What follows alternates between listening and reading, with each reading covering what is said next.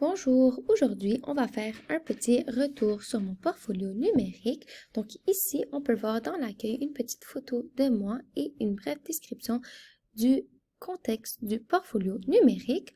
Ensuite de ça, on va aller dans le portfolio numérique. Donc ici, j'ai dressé un petit portrait de ma compétence technopédagogique. Donc je me suis servi du continuum. Donc je me retrouve pas mal dans l'intermédiaire et les débutants.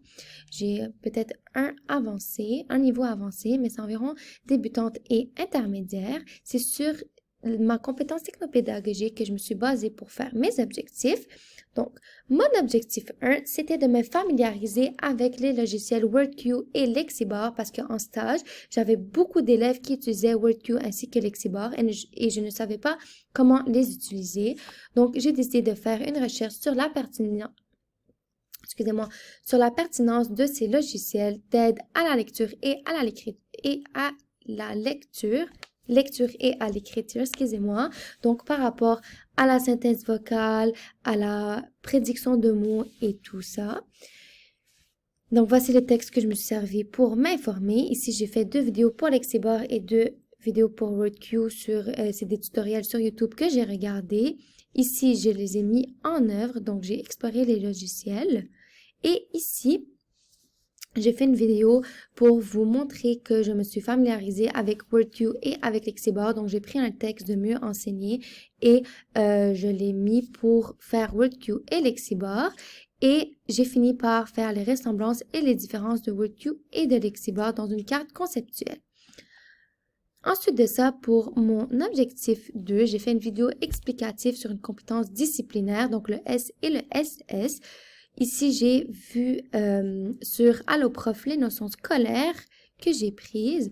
Ensuite de ça, je me suis familiarisée avec l'Adobe Spark à partir du cours numéro 6 dans le cadre du cours PPA 114 par rapport à cette vidéo que Madame Catherine Dupré a fait et par rapport à ce tutoriel-ci et à ce tutoriel-ci aussi.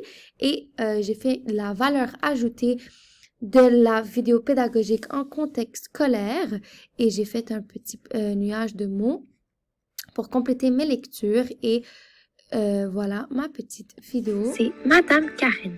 Que j'ai fait sur Adobe Spark. J'ai aussi fait les avantages et les désavantages de Adobe Spark et j'ai décidé de l'installer sur YouTube afin de faire une valeur ajoutée par rapport à l'accès. Je voulais vraiment que l'accès soit facile pour mes futurs élèves qui peuvent la regarder à la maison et qui peuvent la réécouter à l'école s'ils le désirent. Ensuite de ça, je vous présente mon objectif numéro 3.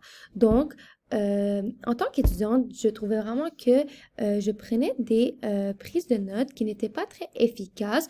Donc, je me suis basée sur les logiciels Evernote, OneNote et Google Keep, que ici je peux vous montrer des petits extraits donc de comment prendre des notes. Donc, ici, il y a les liens si vous voulez. Et bien sûr, j'ai écouté des vidéos, je me suis familiarisée avec ces vidéos-là afin de les mettre en œuvre. Donc, les voici ici. Il y a le lien de chaque note de cours. Et à la fin, j'ai fait une vidéo explicative par rapport aux 3 plateformes que j'ai utilisées à montrer qu'est-ce que j'ai aimé, qu'est-ce que j'ai le moins aimé dans ces 3 prises de notes. Donc, ça m'a permis vraiment en tant qu'étudiante d'être beaucoup plus organisée. Ensuite de ça, on arrive à mon objectif 4. Donc, à la fin du cours, je suis en mesure de relever 5 sites web et déterminer à l'aide de justification s'ils proviennent de sources fiables ou pas. Donc, en tant qu'étudiante, j'avais énormément de difficultés à savoir si une source était fiable ou pas. J'avais pas de facilité à savoir si je pouvais me fier sur cette source-ci. Donc, j'ai fait une première lecture par rapport à comment trouver des sources fiables en rédaction web. Donc, j'en ai fait 2 ici. Et ensuite de ça, j'ai visionné une vidéo par rapport à ça. Et je me suis servi, de Midomo, donc une plateforme de cadre conceptuel, afin d'identifier c'est quoi une source fiable ou pas. Et cette carte conceptuelle m'a vraiment servi à faire mon projet final, donc mon objectif qui était de choisir 5 sources que j'ai cherchées sur site web et que j'ai identifié grâce à mon schéma sur MyDomo si c'était des sources qui étaient fiables ou des sources qui n'étaient pas fiables. Donc, par rapport aux 5 sites web ici, je portais mon jugement pour savoir si c'était une source fiable ou pas. Donc, je trouvais que cet objectif m'était vraiment pertinent en tant qu'étudiante. Ensuite de ça, je vais faire un retour sur les objectifs. Donc, premièrement, pour mon objectif 1, j'ai vraiment été surprise de l'application des deux plateformes de Lexibar et de WorkU. Ça m'a permis de découvrir beaucoup de fonctions que lors de mon stage, je ne savais pas qui existaient, je ne savais pas aider les élèves en difficulté. Le fait que j'ai pu faire une ressemblance et une différence avec les logiciels WorkU et Lexibar m'a grandement aidé à voir dans un contexte scolaire si je devais permettre à mes élèves en difficulté de mettre WorkU et Lexibar, lequel je choisirais. Et en ce moment, je choisirais Lexibar parce qu'il a des illustrations pour les élèves en difficulté. Une petite limite, c'est à la fin pour mon objectif final.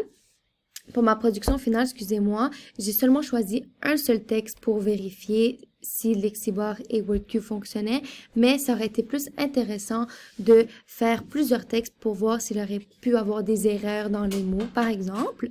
Ensuite de ça, pour l'objectif numéro 2, je n'avais aucune idée de comment créer une vidéo pédagogique. J'ai trouvé ça vraiment intéressant, mais je ne savais pas comment créer une vidéo pédagogique. Donc, ça m'a grandement aidé à voir à quoi ça servait une vidéo pédagogique et comment je pouvais l'intégrer dans un contexte scolaire. J'ai mis beaucoup de plaisir à faire la vidéo pédagogique.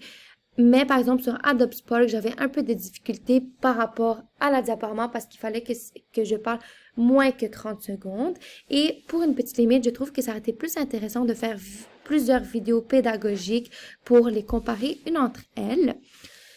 Ensuite de ça, un retour sur l'objectif 3. Donc, l'objectif 3, je trouve que c'était un des objectifs que j'ai le plus aimé à faire aussi parce que j'avais une grande difficulté au niveau de mes prises de notes et je savais que ça avait un impact sur mes notes scolaires.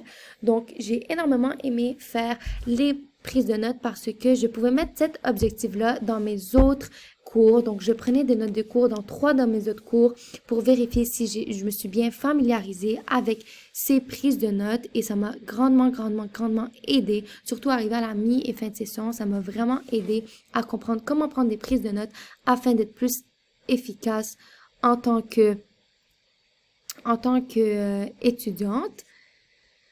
Ensuite de ça, pour l'objectif 4, ça m'a vraiment aidé en tant qu'étudiante pour savoir si une source était fiable ou pas. Comme vous le savez, on a beaucoup de projets universitaires à faire et j'avais beaucoup de difficultés pour savoir est-ce qu'une source fiable ou ce n'est pas une source fiable. Donc, la carte conceptuelle m'a permis vraiment de visualiser les facteurs qui prouvent que c'est une source fiable ou une source qui n'est pas du tout fiable.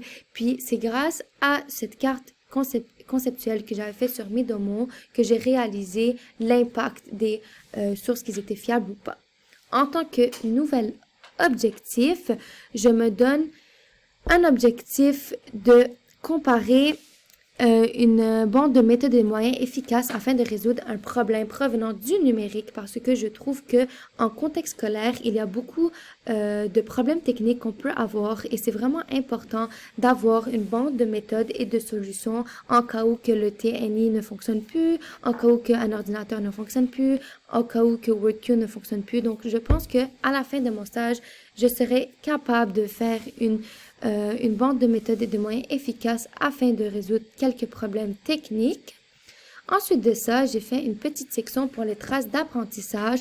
Donc, cette petite section n'a pas vraiment en lien avec mes objectifs en tant que tels, mais c'est toutes les traces d'apprentissage que j'ai appris lors du cours PPA 114. Donc, c'est des petites vidéos que je démontre afin de vous montrer que je me suis familiarisée, avec plusieurs tics. Et au final, je vous présente mon auto-évaluation. Donc, c'est une petite auto-évaluation que j'ai faite. Excusez-moi, ça prend un peu de temps. auto-évaluation ici afin de dire si mes objectifs et mes moyens étaient pertinents. Donc, dans l'ensemble, je trouve que mes moyens étaient pertinents et je les avais mis correctement en ordre, afin de faire mes objectifs. Merci beaucoup.